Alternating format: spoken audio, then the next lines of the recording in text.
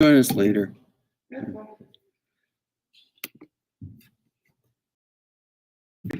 Yeah, we can wait. Is Martin joining? Is Martin here? Martin. Oh no, Martin. Like I told him he didn't have to. It's fine. Yeah, he's good. Anybody want some water? You want water? I don't know why they'd be great. Would you like them? Orange County.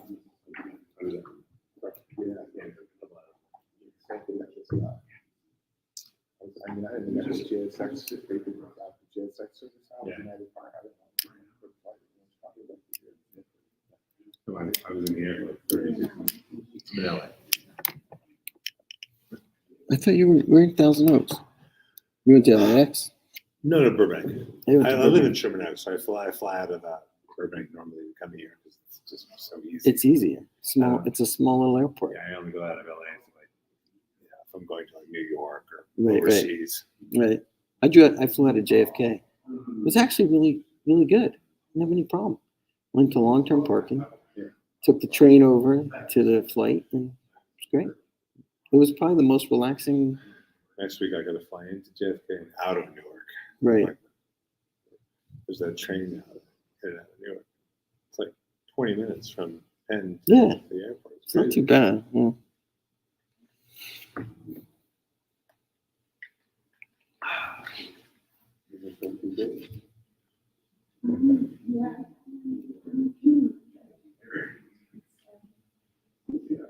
All right, we can go. Okay. All right. Yeah, we're gonna start. Senator totally misunderstood. He thought he didn't have to be back here till 4. Yeah, I know. He said just go home now. Okay, no problem. Let's do that. Hold on. I'm gonna start this.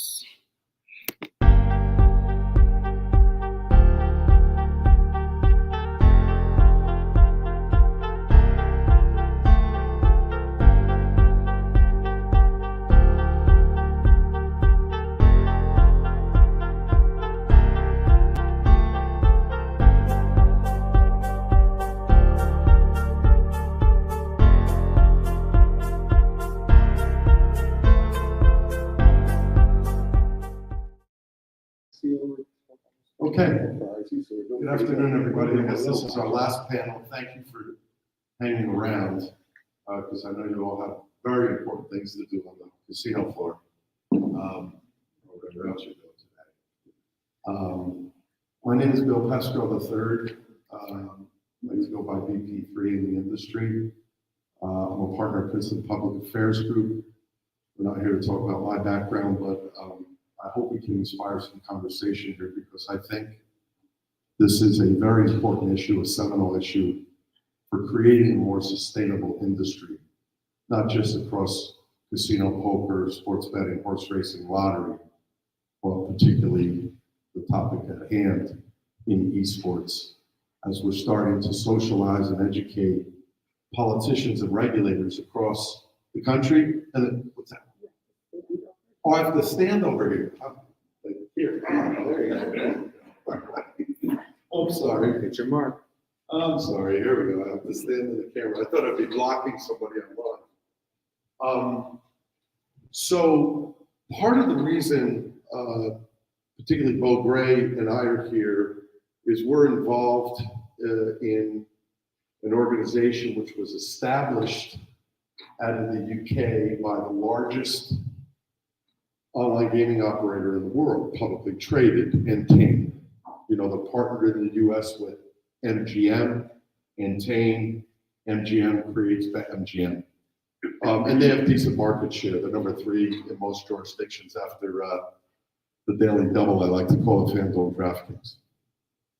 So I was invited, along with Amani Toomer. I'm a New Jersey guy, live right outside of New York, to join the Entain Foundation Board for Responsible Gaming, Integrity, and Compliance. It's been an honor to serve on it. We're approaching our 4th anniversary. And what's unusual about this, and what I really want to impart to you before we get into the real experts, is it's very rare for a gaming company or a casino company in our industry of wagering on events or casino and poker to invest real money, a lot of lip service, but to invest real money into responsible gaming. And it's important to create a more sustainable gaming industry. So the RG folks in these companies, and they're all required by most regulations, as these members of the panel understand clearly, and so does Senator Coley. I'm sorry we're not going to have him here. He sends regards and his apologies for the misunderstanding of the schedule. It's very difficult for an RG head to compete with the commercial folks in a gaming operator company, because the commercials are all about getting players and generating revenue. The RG folks are about being responsible with the consumer and consumer protection. And so there's a bump internally. The only way to resolve that bump is that the top CEO of the company, just like if you're talking about diversity and inclusion or AML issues, has to take a leadership role and appreciate and understand why it's important to take a responsible gaming approach to your operations. So I'm really thrilled to be able to moderate this panel with Bo Gray, the founder and the CEO, a very humble man, a former professional athlete with MyWagerScore, which is really changing the landscape in America and Canada with regards to RG. So Bo, could you just introduce yourself briefly and talk a little bit about the power of MyWagerScore and the collaboration with Entain Foundation? Yeah, thanks, Bill, for the introduction. Ari, thanks for having me, and welcome everyone. Thanks for listening to me today. So if you think through WagerScore, we wanted to simplify RG, really make responsible gambling easy for the consumer to understand. So we created a WagerScore, which in essence is a FICO score for gaming. It takes you about 15 seconds to download to your phone. Once you have it, you receive responsible gambling tips via text message and SMS. You receive self-assessments. Now we monitor your data, we look at affordability, and we intervene and we provide access to resources that you control, all from this phone. And so it was really designed for the next generation of consumers because they have an 8-second attention span and they live on their cell phones. And so as a father of 2 teenage boys, we can't watch sports without gambling ads. But how are we educating them to do it responsibly? And so we needed to create a technology and a platform that they could easily understand. And so we're working with the NFL now, various teams and sponsorships. We're working up in Canada with Entain and the National Hockey Alumni Association to do PSAs with the WagerScore. So before you get your WagerScore, and everything will be in that app to protect you. So we're really putting responsible gambling in the hands of the consumer, not the operator, because it's part of their responsibility to understand how to bet responsibly and have the tools in place to protect themselves. So it's a solution that makes sense. It's easy to understand and easy for most consumers to incorporate into their gaming environment or experience. So WagerScore, FICO score of gambling. Thank you, Bo. Karen Russo, could you please introduce yourself, give us a little bit about your bio and the power that you bring to the table with RG? Thank you. So I'm Karen Russo. I was formerly Director of Responsible Gambling at the Ohio Lottery. I recently retired from the Ohio Lottery after a 31-year tenure at the lottery. And so I had been in the sales side, been in the PR communications side, and then for the last 12 years, handled their RG program and initiatives and funding and marketing and advertising, working with our partners, which was incorporated into, honestly, every aspect of the agency. And I've straddled the fence, the line where, we're there to maximize profits. For education in Ohio, every state has their cost. But, we're a sales organization. So On my side of it, I didn't look at, yes, I was, of course, a regulator, first and foremost, to ensure player protections were in place on properties. But I actually worked with the gaming operators as partners. And the lottery took the partner approach of working with operators in all aspects of the business, but primarily with RG, working very closely with the Casino Control Commission in Ohio, the Mental Health and Addiction Services, and all the stakeholders throughout the state, including treatment and prevention for problem gambling specifically. So I'm pleased, and I don't even think they timed this. Knew that they timed this, but today is the kickoff of National Problem Gambling Awareness Month. So it's ironic here that we're sitting here talking about this today. But since I left the lottery, I now have opened up a consulting business and would like to take my education, my experiences, my ups and downs over the years and share them and help other organizations put these player protections in place across the board right into esports with this segue. Thank you. Thank you, Karen. And a gentleman who I had the pleasure to meet a few years ago at this conference, and we've stayed in touch. My favorite adult beverage stole his name, Jameson Selby. I love Jameson. And I love this Jameson. Jameson is mad scientist of video games. What a title.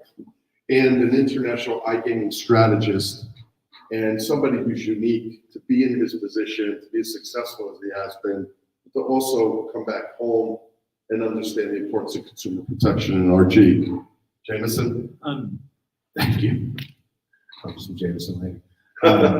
I come at this, honestly, from a different perspective than my colleagues here, because I come at this from the commercial side of the fence. I'm an operator. So I am often the person who sits in that chair, being accused of being that commercial driver, putting commercial interests ahead of RG and everything else. I'm one of the people you worry about, right? Because I am an online operator. I spend money to come into your home. My job, our company, is based around making money off of gaming. That's how we operate. That's how our industry operates. But, I came up through video games and gaming going way back. Through many different incarnations of the world, and bringing games into physical spaces, and then taking those physical spaces back out into the mobile world when the iPhone dropped. And we've evolved this online industry over the years. The key thing that interests me on all this is that I've always been on the side of the fence with some colleagues where we really believe that RG is an absolute key to successful long-term financial stability. It's not just operating on the side of right and doing those things that are appropriate and necessary and right, and giving back to the community, and protecting your players, and doing all that social good. Because I have a lot of colleagues and people I know for whom social good in and of itself might not necessarily be enough of a driver to actually get you to do something.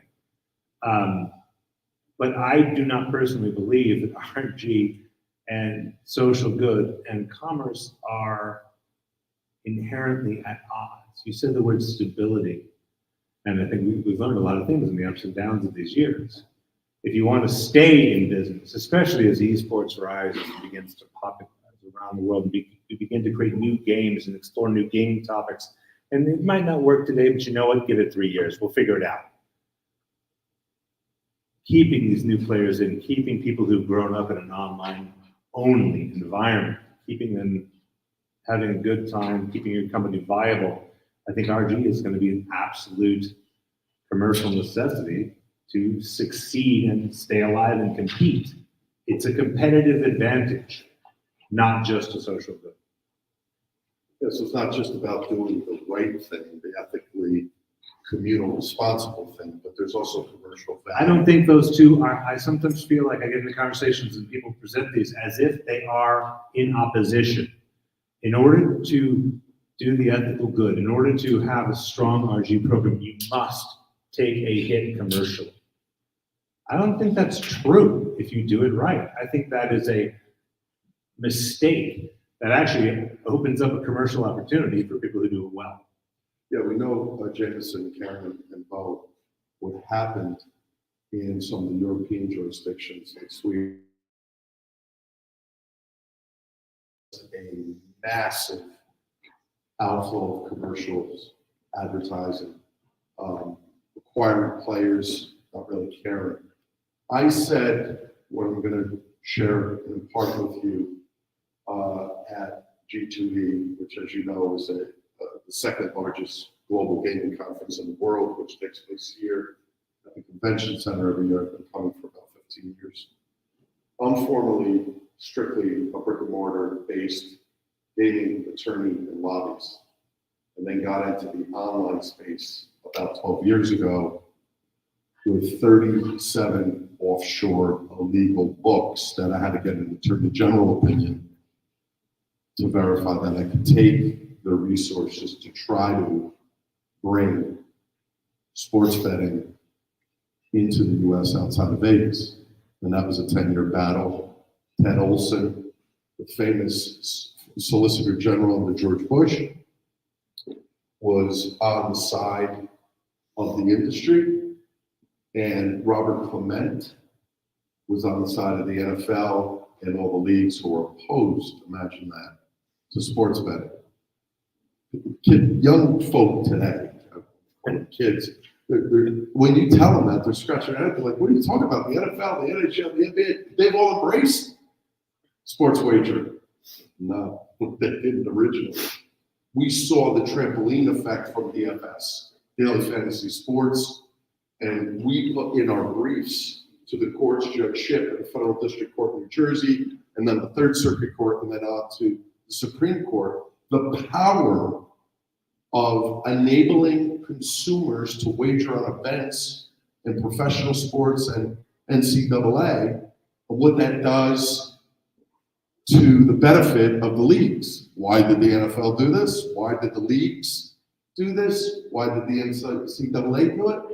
Because they couldn't figure out how to grab and monetize sports wagering outside of this state.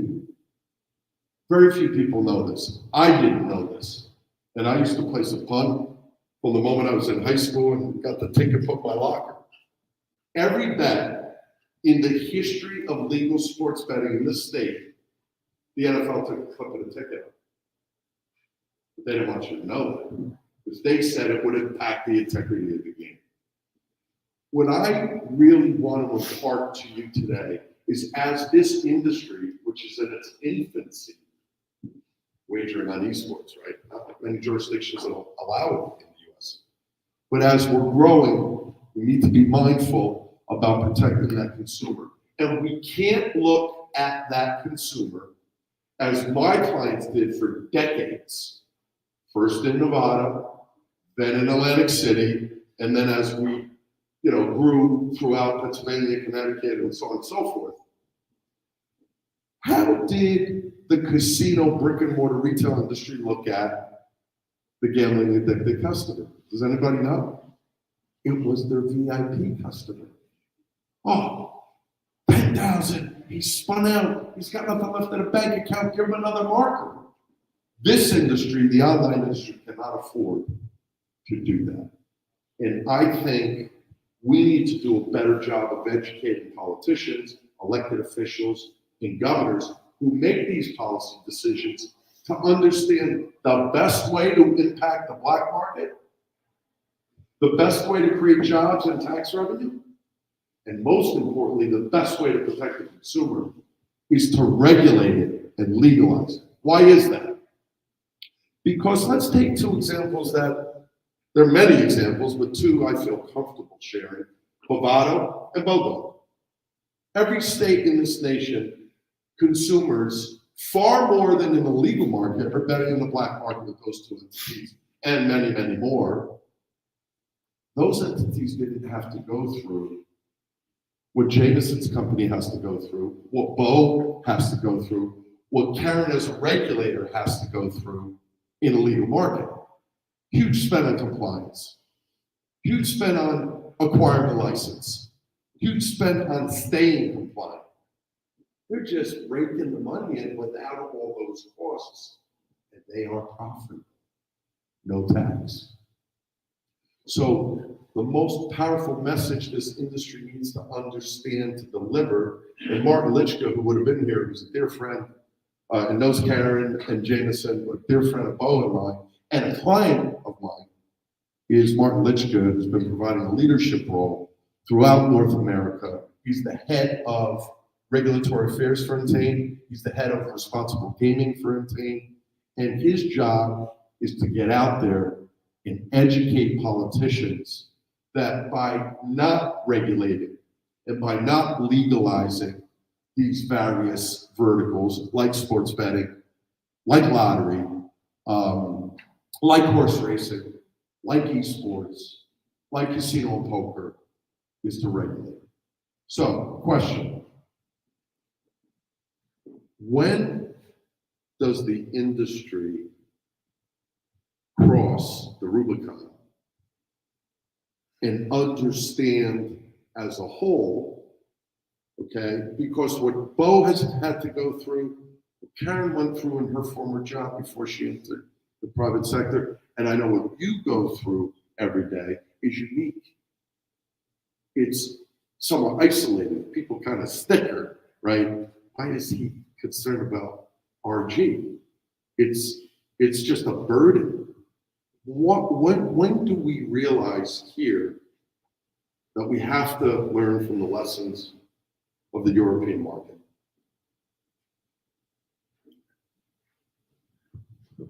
Well, one thing you want to learn from the lessons of the European market, you can go trolling through the graveyard of dead companies. It's been a little challenging over there for the last couple of years, as certain jurisdictions in certain countries just said, "Oh, the hell with this. We're shutting everything down." And companies that had tried to follow, people just left. People left jurisdictions, they've given up because they tried, right? In some of those markets, we found a really interesting thing. We've had companies that attempted to go a regulated route, they've given up and left the market. Bodog's still there. So is Bovada, right? It's a really interesting thing, this lack of regulation, lack of not just regulation, but a viable commercial path, right? Because you can be regulated and have a path, right? But if the structure that you've set up, say you created a tax structure that would literally make it completely inviable for a commercial operator to actually operate, well, all you've done is create a massive incentive, and now you've created a barrier to entry that blocks out operators who are going the regulated path in favor of black market, right? That's what lack of regulation does, or unconsidered regulation that is divorced from commercial realities of operating a business, right? If you set a 50% tax rate for certain things, and then you turn around the next year and you're like, I don't understand why no one's applied. Why is no one operating? Because you made it impossible for them to compete for customers against Bodog, right? So I feel like we've operated this too much in camps. I feel when industry and regulation and the regulators feel a little bit more in closer operation, as opposed to sitting on opposite sides of the table all the time and in different camps. You know what I mean? There's that like, oh, we're adversarial. We have to come and present to you guys, and you'll have to say yes or no, and that's it. We're not working with you. We're just, you basically hold a knife over us, and we hope we get approved. That creates an adversarial position as opposed to being able to work together to create a structure that would actually allow viable operators to come in. I think it's scary. The barrier to entry works in both ways, right? Being regulated, gives you, and being able to navigate these waters is a hell of a commercial advantage. Like we have access to platforms like Apple, Google, Facebook, Snap, places where, why? Because we're regulated, we're licensed, and we can do all kinds of things that Bovada can't, right? And that's a way that regulated operators can actually compete. I just think we haven't begun to really explore that process of how regulators and commercial entities can work more closely together to create more viable industry structures. Thank you, Jameson. Bo, can you just talk a little bit more about your lived experience and what was the germination that created My Wager Score, what your thought was, and the trailblazing path you've taken in the last several years? Yeah, I mean, and just to kind of go back on what we said earlier, part of this whole process was just my kids and understanding. I call them Generation Gambler, the Generation Z. They grew up with legalized gaming. They can't see an ad or a commercial without gambling. I mean, there's more gaming ads than cereal ads these days, right? So you have to look at the big structure. I've been involved in gaming most of my life. I was introduced to it at an extremely early age. I've risked hundreds of thousands of dollars in a day. I know the joy of winning tons of money. I also know the joy of losing, the despair of losing. So, you know, it's chasing, and a lot of people don't understand that the root of gambling is chasing. We all do it. When you're up, you want to win more money. It's natural. When you're down, you want to get out. When you start chasing with money you don't have to lose, it's the beginning of the end. That's the process that we have to understand and get ahead of. And that's why affordability checks and the wager score are key to sustainability. And when Bill mentions, you know, when is the industry going to start taking notice? When are the regulators going to start taking notice? Well, they already are. Ohio, Massachusetts, no more risk-free bets, responsible gambling, you know, language. The ride is slowing down faster than everybody thought. And so if we put responsible gambling back in the hands of the consumer as an elective tool, and I'm an American, I'm all about free rights and liberty and everything. Do what you want. I don't want the government to tell me what to do. But if I'm a consumer and I want affordability data, then the operator should give us that data back so we can follow that journey. And that's what makes the most sense. Elective affordability tools are the key to sustainability. It works as a policymaker because you're offering it to your constituents. It works as an operator because you're offering it to your players. And it works for teams and leagues, and we're working heavily with NFL teams now to protect their fans. Again, we don't want to force affordability tools because that's going on in the UK now, and it's not working. They're going back to the black market because the government is telling you what to do. It's better for us as parents to tell our kids, we're not telling you not to bet or to bet. We're going to say, get your wager score before you bet to do it in a responsible way. It's education and it's understanding affordability. If we don't look at affordability as a driving factor in the decision-making process, then we're going to burn too many people out, and the regulators are going to come back. And we all want esports, we all want iGaming. It's not coming without a true solution to responsible gambling. So if you look at California and the initiative to try to pass a Proposition 27, the gaming industry was focused on fixing California's homelessness. I live in California. They're not fixing the homeless problem, right? They should have focused on responsible gambling and how we're going to protect the next generation from the mistakes and missteps of brick and mortar industries, right? And a uniform risk score that we've created solves the problem for the industry. It's elective, gathers data from all resources, and it delivers interventions simultaneously back to all platforms at once. And so, you know, it's not when, it's already here in terms of regulation, you know, in the process. And so if operators don't take notice, they're going to be back where the UK was in the underground market, will just thrive more and more and more. So, you know, I helped build some of the technology we see in today's betting apps. You know, I was involved in the wild west of the early days of the internet. And back in those days, we didn't understand affordability. We didn't have the data where today, with your date of birth, with your address and your name, I know what your discretionary income is, and I can monitor that and intervene before it gets out of control. It's that easy. So that's what we're trying to do. Karen, we know Ohio had a very successful launch in sports betting. Could you talk a little bit? We know that New Jersey was a bit of a trailblazer in coming up with the principles for RG that they put into place January 1. We also know that just earlier this week, Massachusetts Gaming Commission had a hearing on banning affiliates. Wow, right? I don't know if there are any affiliates in the room. I know there's one here, but I don't know if there's others. What are we accomplishing by doing that? Could you talk a little bit about the Ohio experience, your involvement there with RG? Well, I'll tell you, I live and breathe advertising and commercials for the past 2 months, and it is a deluge, but I will say that within 2 days, of being reprimanded or fined or reeling in some of the actual onset of initial advertising, I've dealt with ad agencies for many, many years, and I couldn't believe when I saw the language and commercials changing within 2 days on air. So they're very, I don't know if I'd say receptive, but they are receptive, and they had to react to that. And I do believe it's important to have the messaging and wording, but I do think we've come a really long way. And I do believe that from the regulators to the operators to even the NFL, I was on the national board for the National Council on Problem Gambling, and part of a very small team that advised the NFL for their stick to a game plan advertising, RG specific advertising campaign that they have with the whole website, with the whole caboose over the last few years.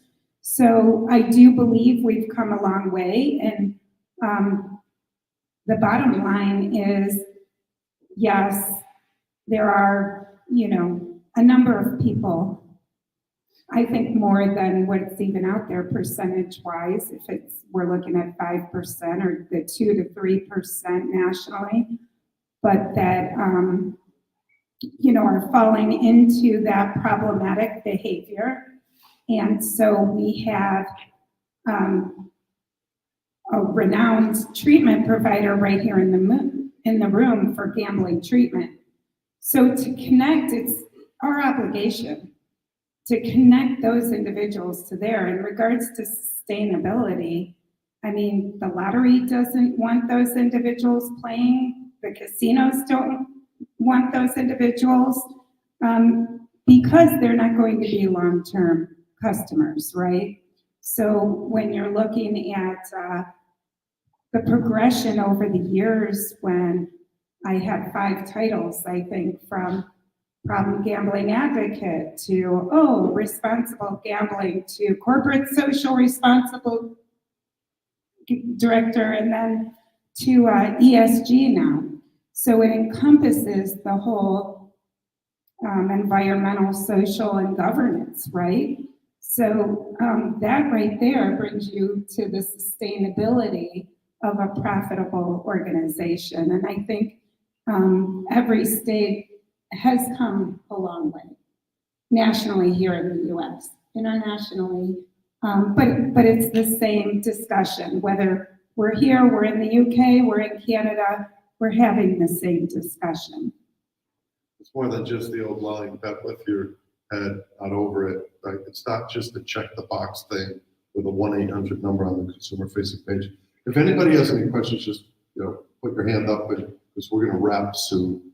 I want to throw out what all of us knew was coming. Congressman Tonka, who's a Democrat from downstate New York, introduced a bill 2 weeks ago to ban advertising in gaming. That bill, fortunately, because I don't agree with it, I don't think it solves any problems, because we could use the benefit of advertising to educate people on RG and on other commercial verticals, and to be mindful of consumer protection. But fortunately, Congressman Tonka is in the minority, and you know that Speaker McCarthy is not going to entertain a bill, particularly from a liberal Democrat from New York. But we shouldn't just ignore that, because the House can flip, and Tonka may be working with Republicans who might want to come onto the bill. And so we have to get ahead of that curve, because I think he's well-intentioned, but I don't think he understands what he's creating. all that's gonna do is drive more people back from the regulated legal market to the black market. So, I don't see any hands yet, but we have one here. Karen, I don't mean to blow you up. Thank you. Tradition, do I need a mic? You Oh, yeah, there we got go. anyone? Sure. Karen didn't mean to sort of blow up the comment there. I think traditionally, our industry has said that problem gambling accounts for somewhere between 2 to 5% of all customers. The new information coming out of the UK is in excess of 20% based on redefinitions of what actually constitutes problem gambling. I think part of this is if we're looking at full risk mitigation of the harm, yeah, it's probably closer to the 2%. But when we start including folks that would otherwise not admit that they have a problem is where those 20% numbers come in. And this makes a lot of sense. If anyone has a friend or family member that drinks too much or indulges in some other sin industries, you can ask them, do they have a problem? And they'll almost always point to, no, but that person does. And is the impetus for why we saw such a huge jump in the RG numbers based on new problem gamblers or refinement in the data that is allowing us to kind of refine the analysis? I believe there's a lot of factors into the equation. So, for example, Ohio just announced that the problem gambling helpline number quadrupled in phone calls coming to the helpline, within the first month of sports betting. So, was it because, individuals were really having a problem or reaching out? Or was it because every third commercial was one of the sports betting operating commercials and they're mandated to put that helpline on each and every, advertisement? So it's, back 10 years ago, they received calls to the helpline for what's on the buffet. What are the lottery winning numbers? Because they were that numbers on the back of the lottery tickets. So there's a lot of factors. Every time I would promote Problem Gambling Awareness Month with our Keep It Fun Ohio campaign and push it through the months of March, the month of Responsible Gaming Education Month in August, or over the holidays for the Not for Kids campaigns, the numbers spiked to the helpline. But I do believe the screenings and the research have been more extensive. But the one thing I want everybody to acknowledge here is that there is an education process and people don't see the correlation between gaming, video gaming, and gambling, and leading to gambling at a young age, and having that brain stimulation similar to even that of cocaine addiction and slot machines. So children that gamble or are exposed to gambling under the age of 12 are 4 times more likely to have a gambling problem later in life. So there's a lot of factors, but I do believe the screenings, we've increased screenings, we've increased advertising with the helpline numbers, so that may skew the percentages. Well, there's a question.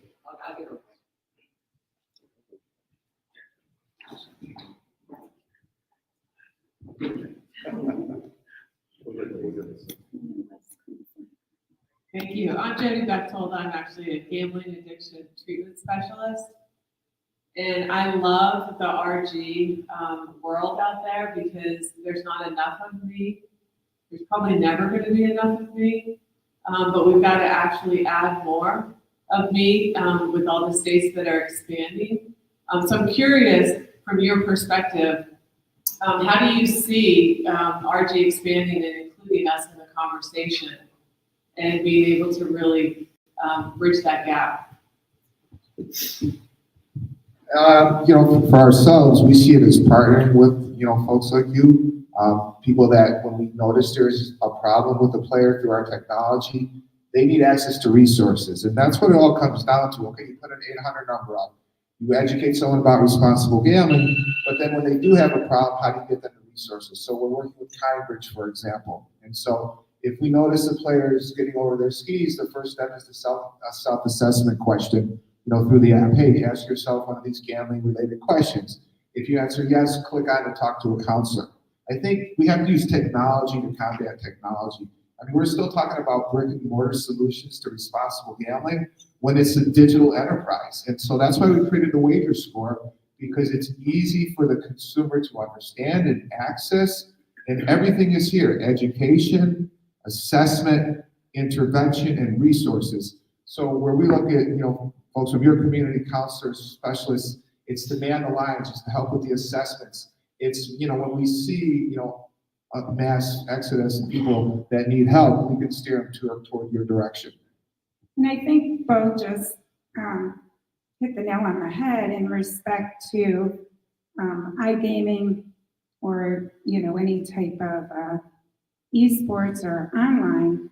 It makes our lives in the RG world much easier, right? You can monitor player behavior, but for esports specifically, getting those RG policies, regulations, structure into place now, incorporating it into it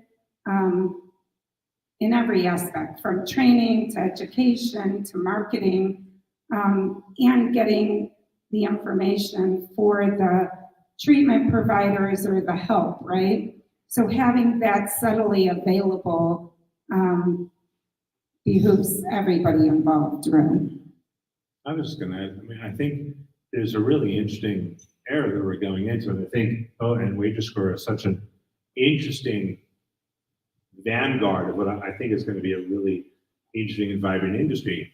For so long, RG was considered, well, it's a small department in an operational thing coming out of the land-based casinos, online operators. Most of them build their sort of RG structure after that model, especially if they're in the US and not the UK, where some of the operators rose up online only. And then there's the secondary sector, the treatment sector, that not related, not at the table generally, rose up to help individuals.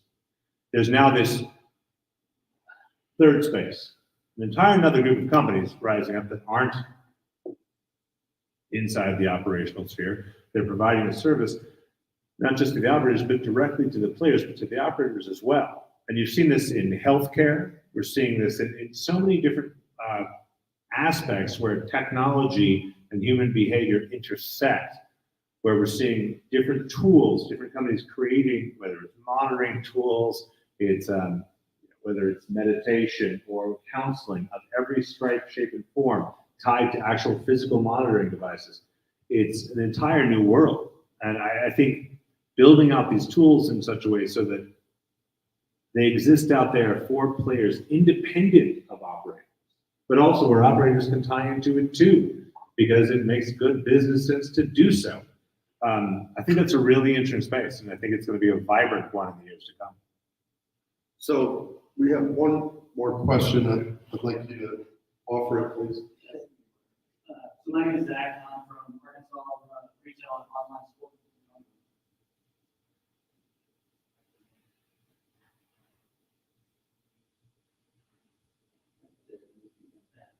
So my name is Zach. I'm from Oakland. It's in Arkansas. I run the retail and online sportsbook operation for that property.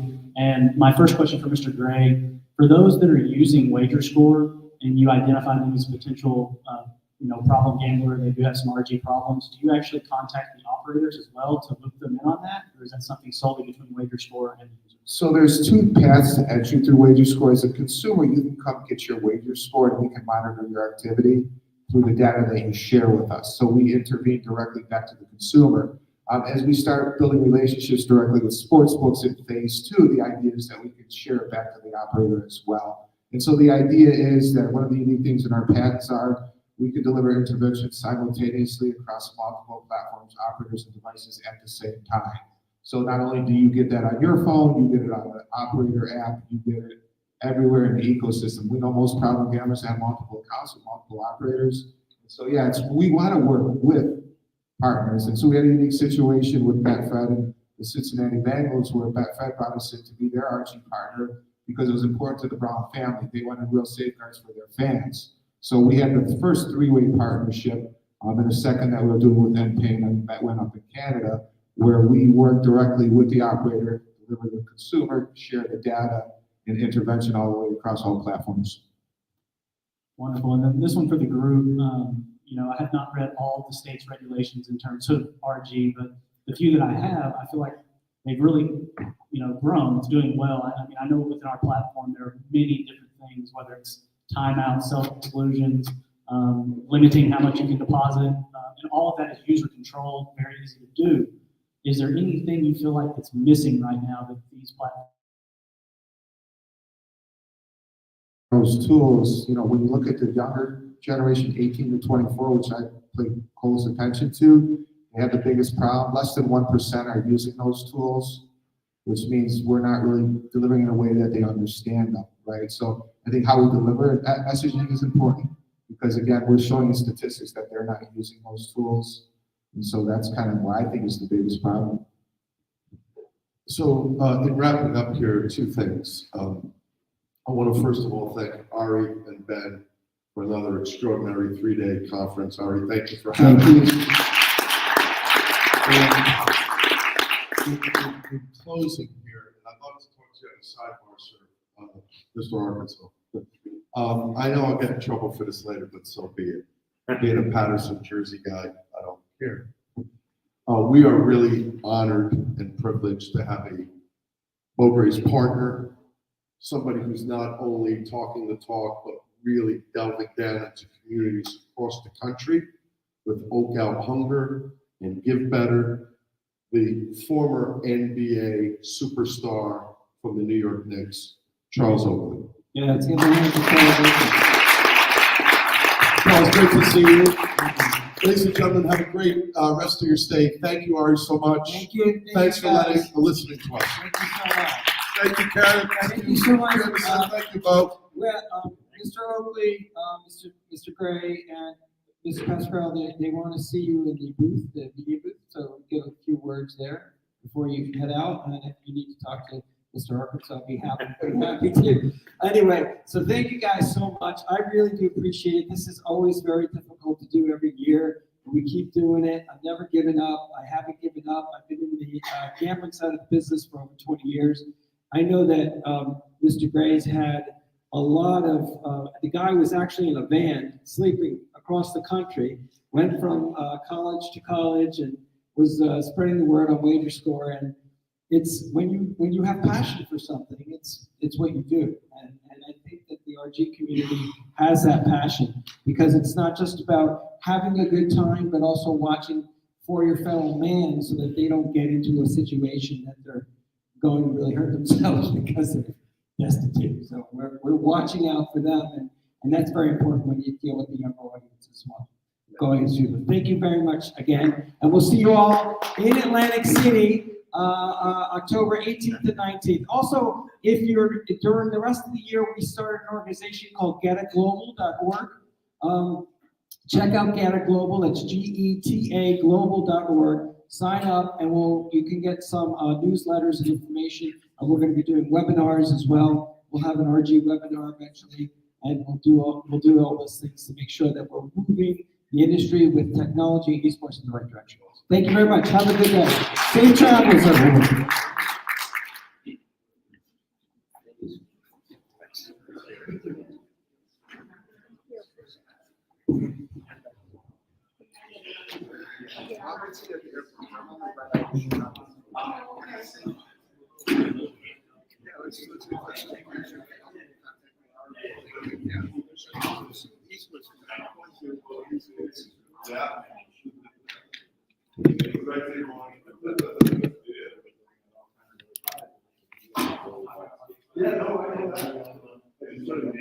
Bye.